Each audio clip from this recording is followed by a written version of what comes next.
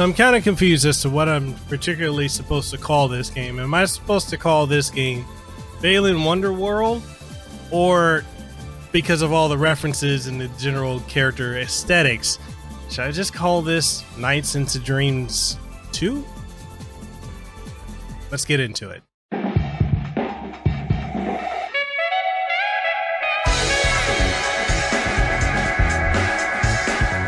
Before we kick off this video, I want to give a huge shout out to Square Enix for not only sponsoring the stream, but providing the review copy of the game, as I did stream this over on twitch.tv/Mikhail Kasanova, and shout out again to them for sponsoring the stream when I was streaming Balan Wonderworld. But yeah, this game, I'm really confused as to what exactly I'm supposed to call it, because for all intents and purposes, it honestly is Nights into Dreams 2. I mean, there's a lot of varying differences between how the two games play, but all in all, it is very much, I mean, it's made by the same guy, Yuji Naka, who created Sonic the Hedgehog and Nights into Dreams. So there's a lot of carryover, especially if you're a Sega fan. You're going to see a lot of Sega references and you know, homages in this game. And what's interesting, and you know, I'm gonna dive into this. This is a little bit of a, you know, diving more into like a little bit more of the controversy that's surrounding this game, because I've watched a lot of other reviews, I've seen a lot of articles about this game, and what I see is a lot of people parroting the same talking points, that Balan Wonderworld is unpolished, the controls are clumsy, they're loose, you know, it's not very fun, it's, you know, too difficult. Like I'm seeing a lot of, and that's kind of one of the things that's interesting. And you know, when you cover video games like I've been covering for the last several years, you start to notice a lot of the bigger outlets parroting and echoing. Like it's like an echo chamber of the same thought process. And I know I was talking to my friend Power Level Amy, who, you know, if you haven't already, go sub to her channel. Amazing, phenomenal content creator. And we're both playing this game and we're like, yo, this game is amazing. We don't understand what all the hate for this game is. And I think what it is there's a huge demographic difference between modern gamers, or the casual modern gamer, and people that grew up with gaming, such as myself, from the 80s and 90s onward. I don't know, I guess it's a generational thing. My rambling aside, the game, I thoroughly enjoyed it. So what we're going to be doing in this video, we're going to be diving in and doing a review for Balan Wonderworld for Nintendo Switch, which is apparently the most controversial version of the game, where people have been bashing it, saying it's unplayable. I don't see it, but yeah, so we're going to be doing this review on it. I'm going to talk about the performance, the graphics, the gameplay, the general story, and overall how I felt about the game, the mechanics and all. So if you've gotten this far already, if you haven't already, make sure you sub to the channel, ding the notification bell, that way you stay up to date on all the latest and greatest content that comes from this channel. I also host Hawaii's #1 podcast, the Kasanova Podcast, where I interview various people in the video game industry, the tech industry, content creators, voice actors, celebrities from Hollywood, and so much more. So check us out. We're available on every major podcasting platform. And if you haven't already, and I've already plugged it, but if you haven't checked out my Twitch channel, catch me over on twitch.tv/Mikhail Kasanova, where I do stream a variety of content, various games such as Balan Wonderworld, which I had a sponsored stream for, Outriders, which is one of my main games, Final Fantasy 14, and so much more. So I'd look to see you over there. With that being said, let's go ahead. We've been dallying long enough, so let's go ahead and get into this review of Balan Wonderworld and the Nintendo Switch version of it. Balan Wonderworld takes place almost entirely in Balan Theater, which is a magical realm overseen by the mysterious Balan. The Balan Theater appears when one's heart has lost its balance and is then connected to the Wonderworld, which is a merger of reality and fantasy created from the hearts and memories of people. Leo, Craig, and Emma Cole find themselves drawn to the theater due to their past traumas and social anxieties, and they must traverse through 12 worlds that are born of the hearts of troubled children and adults alike. To oppose them is Lance, a counterpart to Balan, who commands the Nagati monsters that are born of the darkness of the Wonderworld's visitors. Can Leo and Emma assist Balan and defeat Lance and put an end to him and the Nagati?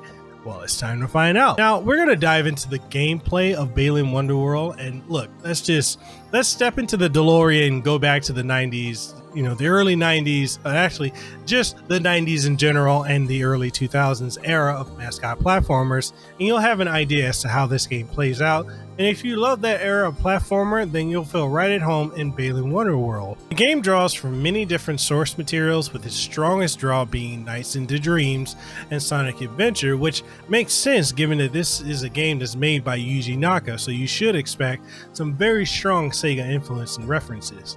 Outside of Sega, you can expect some references to yesteryear's forgotten era of platformers such as Klonoa, Toomba, Spyro, and Cameo as well. The controls are simple, and when I say simple, like I'm talking incredibly simple. It doesn't matter anywhere on this thing. You're going to be using the analog stick, and if anything else, the top, L and R, and any of the face buttons or however you use it, because literally it's that simple. You literally have one button doing almost everything, with you either jumping in your default human form or an attack or special ability in your costume state, depending on the costumes that you have available. You can obtain various costumes as you progress in the game, such as the Tornado Wolf costume, which allows you to do a tornado-like jump attack, a Web Wrangler costume or a Spider costume, which allows you to climb various spider webs that you find in the levels, a Dainty Dragon costume, which grants you the ability to not only spit fire but charge it up for a rapid fire attack, and also a Mermaid costume, which allows you to swim through waterways and jump out of water and stand on water at will. There are numerous costumes you can find throughout the various levels, with you seeing them in diamond-shaped prisms, showing what costumes they are, kind of like classic platformers did back in the 90s, when you would see a power-up and you can literally see it in the prism and know exactly what it is. You'll need a key to access these prisms, which are usually located right next to the costumes, if not in the vicinity of them. You can maintain up to 3 different costumes at once, and when you grab a new one, it gets sent to the changing room, which allows you to mix and match any 3 that you've gained before setting back out. The changing rooms also serve as checkpoints in levels, allowing you to restart there when you die instead of elsewhere. You'll lose one of your power-ups, but will be able to continue onwards. And one of the things about gaining the costume power-ups is you can keep gaining them, and basically there's a number counter, like say like you get the Tornado Wolf, or you get the Jumping Jack. You can get I would say, if you're in a level, farm them, because you never know if you get further along, or if you're in another chapter and you end up dying and you need that specific power up, instead of having to go back to the world that it came from, you can literally go to the changing room and get that power up right then and there. Okay, back to the review. You'll sometimes find Balan top hats, which you can grab. That'll activate Balan battles, which are basically QTEs or quick time events with Balan fighting lands, which will require you to line up the after image of Balan in order to get one of the 3 different results, ranging from excellent, good, and missed. These are optional events that occur within levels, which often house other minigames such as soccer, baseball, and even golf minigames. In each level is a set of 7 Balan statues for you to collect, which are often out in the open areas and often out of the way areas, which may even require you to get creative in your approach in how you plan to get to them, such as using one costume ability to break blocks in order to create a platform to jump onto with another costume. When you collect enough Balan statues, you'll be able to access the Balan Express and open up more levels known as chapters, which are broken up into acts. Levels are accessed from an overworld area that you're effectively building up with the gems and eggs that you collect to give to the not chows, they're called Tims, which go on to build more structures in the environments that help lead to opening up new levels in the overworld to explore. Each of the 6 chapters have about 3 acts to complete, with the first 2 being the levels you need to get through and gain new costumes, and then the third being the boss battles for the chapter. There are mini bosses that you'll run into typically in the second acts, which take about 3 hits to defeat, allowing you to move on to the next area. The chapter bosses also require usually about 3 hits to defeat. However, they also have set patterns that you'll need to learn in order to avoid their attacks and learn how to hit them, as each time you hit them, they move on to the next phase of their patterns, requiring you to figure out what the next method of attack will be in order to topple them. Once bosses are defeated, then you will be treated to a musical-like song and dance with the original form of the boss, which is incredibly cute and catchy. The last aspect of the gameplay I would touch on is the Chow Garden. Not the Chow Garden, the Tim area. Look, I keep screwing that up because it's Yuji Naka, and this is essentially a Chow Garden from Sonic Adventure. I'm sorry. It is what it is. Tim's area. Fine, we'll go with that. Tim's area, which essentially is a modern day take on the Chow Garden from Sonic Adventure, with you being able to find Tim eggs in the chapters and they'll hatch in the hub world, where you can feed them various gems you've collected, which they'll eat and grow from, and eventually they'll be ready to lay eggs, creating more Tims. In the center of the hub world is a wheel that the Tims can jump into to rotate it, which helps create more structures in the environment. You'll need to continue finding and feeding Tims in order to keep the wheel moving and more areas being developed. All in all, what I absolutely love about this game is how the game doesn't hold your hand, and it teaches you how to play the game based on allowing you to play the game and figure it out on your own without a superly long, overly convoluted tutorial. The levels are begging to be explored and replayed, and again, I absolutely love that because I miss when you could just read the manual if you didn't need, if you didn't know how to do something, or if the game subtly with this world would teach you what you need to do, kind of like Super Metroid used to do back in the day. But, the modern take of just telling you how to do every single thing, I know it's a modern trope and I absolutely hate it, and I like that this sticks to the classic formula of subtly show and not just tell, if you catch my drift. Next, we're going to talk about graphics. Graphically speaking, this game to me looks gorgeous, as it harkens back to the simpler time when games were more about fun and creative experiences instead of hyper realistic. And platformers back then were the very genre that were the most fun and whimsical of the time.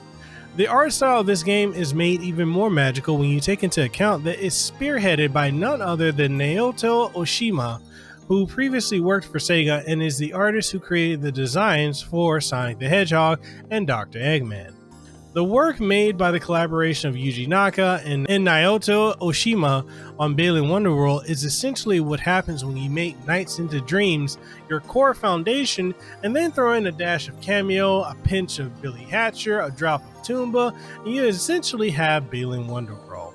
The game truly doesn't at all hide its inspirations, especially its Nights inspirations, and nor should it. I think it's, like I said earlier, it's a strong homage to Yuji's previous works, so, nothing wrong with that. The world is colorful with cutesy character designs and are incredibly vibrant. Balan and the foes that are like him are basically knights with how they are designed and how they move about and fly. And, since I'm reviewing the Nintendo Switch version of the game, I did notice that the visuals compared to the PlayStation 5 version are not as detailed or sharp and are noticeably downgraded to be able to run on the Switch in both docked and portable mode.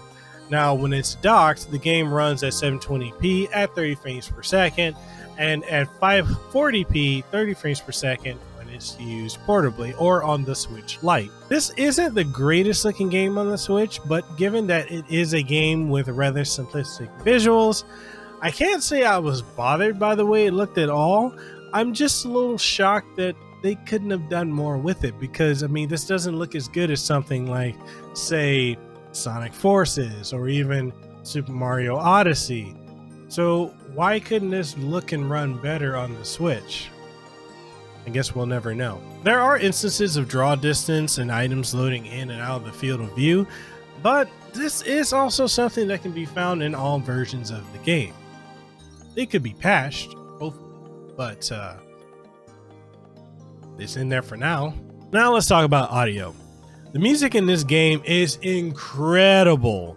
The composer is none other than Ryo Yamazaki, who was a composer for Final Fantasy X, and you'll find a lot of the tunes in the game sounding like they would fit right in with Final Fantasy X or the Final Fantasy franchise. The music is calm and relaxing, along with being upbeat and whimsical, and just fits the general vibe and atmosphere of the game. That's, as I said, is basically Nights 2. Aside from the music, there isn't any spoken dialogue in the game at all, as none of the characters speak anything other than a made-up gibberish language, and the animals and characters all sound cute, especially the they're not gonna get me again. The Tims, which we know are chows, but they're Tims. They're Tims. They're an evolved chow. I want them to be chows. Back to the review. The downsides. There aren't really many downsides I can name that I experience aside from the occasional frame rate dips below 30 frames per second to what can be assumed to be around 24 frames per second, which happens here and there both docked and in portable mode. There's also the graphical downgrades in comparison to other platforms, which I still find to be strange because there is no reason why this game cannot look as good as the other versions, especially with how simplistic it is graphically. The last complaint I have is honestly with the camera, as it can honestly get pretty wonky at points, which is kind of a given with platformers in general, but is still annoying nonetheless. Other than that, I didn't really run into any of the issues that others have claimed to have experienced, like saying that the game is practically unplayable on the Nintendo Switch, which I, again, don't understand where that comes from, but echo chambers in the gaming community, especially games journalists, that's all I can say. I had a pretty solid overall impression of it on the Nintendo Switch. I enjoyed it. The wrap up. Look, we don't get platformers like this anymore. Honestly, we don't even get games like this anymore that want to be cute and whimsical because of the current demographic of gamer that is mainly into battle royales, and yet even in the current climate of gaming, there can still be magical experiences like this that is willing to take some creative chances and revive some older gaming tropes for a new generation. Balan Wonderworld is an incredibly fun, diverse, whimsical platformer that hits on all the nostalgia needed to draw in older gamers while still being creative enough and original enough to bring in the newer generation of gamers with tight, responsive, pick up and play controls, a beautiful soundtrack, endearingly cute characters, and an adventure with near endless replayability. I'll be honest, it may not get everything perfect, and it may have some technical issues here and there, but otherwise, Balan Wonderworld is phenomenal. It is a phenomenal game and worth the price of admission. My verdict, buy it. I think this is a solid game. On my scale of buy, wait, don't buy it, it's definitely a buy. And with that being said, that's the review for Balan Wonderworld for Nintendo Switch. Again, shout out to Square Enix for providing the review copy of the game, as well as sponsoring the stream on Twitch when I stream down twitch.tv/Mikhail Kasanova. Cheap plug, go catch me over there. But yeah, thank you guys for making that possible. As a fan of NiCE and as a fan of Yuji Naka's work as a whole over the last 30-something years, it's just amazing to see him step into, a new IP, create a new IP, and just get creatively free without having to deal with the constraints of, the overlords at Sega. And I absolutely love what they did with it. Is it going to be a game that's for everyone? No. Is everyone going to like it? No. But it's also not a game that's anywhere near as terrible as a lot of these journalists and these outlets like Nintendo Life and more are saying that it is. I honestly don't understand the criticism that this game has gotten, because I had a thoroughly enjoyable time, and I'm not a casual gamer. I'm a very hardcore gamer. I've been playing games for over 30 years, and I had a lot of fun just picking this up, playing it, streaming it with the community, and yeah, I enjoyed it. So that's my thoughts. What do you think? Did you enjoy Balan Wonderworld? Are you still on the fence about picking it up? Are there things about it you dislike or wish were improved? Do you wish, like me, that it could actually just be considered part of the NiCE universe and just call it NiCE 2? Well, technically we had NiCE Into Dreams, NiCE, and now Balan Wonderworld, which I'm just going to call NiCE 2. Whatever your thoughts are, let's get the conversation going down below in the comment section. And if you want to take the conversation further, we do have Discord, so hop in the Discord community and feel free to talk with other people who are gamers, content creators, people who love the gaming industry, people in the game industry, and so much more. With that being said, I'm Mikhail Kasanova, Hawaii content creator, host of Hawaii's #1 podcast, the Kasanova Podcast. I stream every single week on twitch.tv/Mikhail Kasanova. Catch me over there. And if you haven't already and you got this far, make sure you sub to the channel, ding the notification bell, that way you stay up to date on all the latest and greatest content that comes from what we do here at this channel.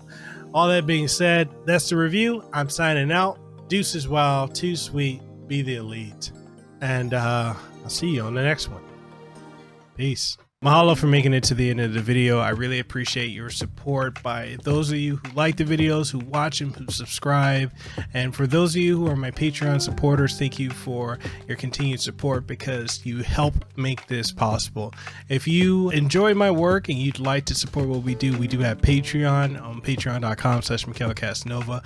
We also have Coffee as well as Subscribestar. So there's various methods if you want to support the work that we do here.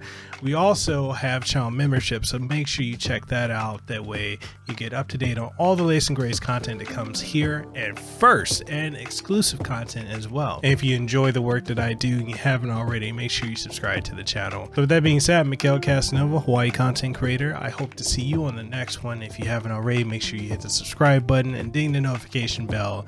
And all that being said, I'll see you on the next one. Peace.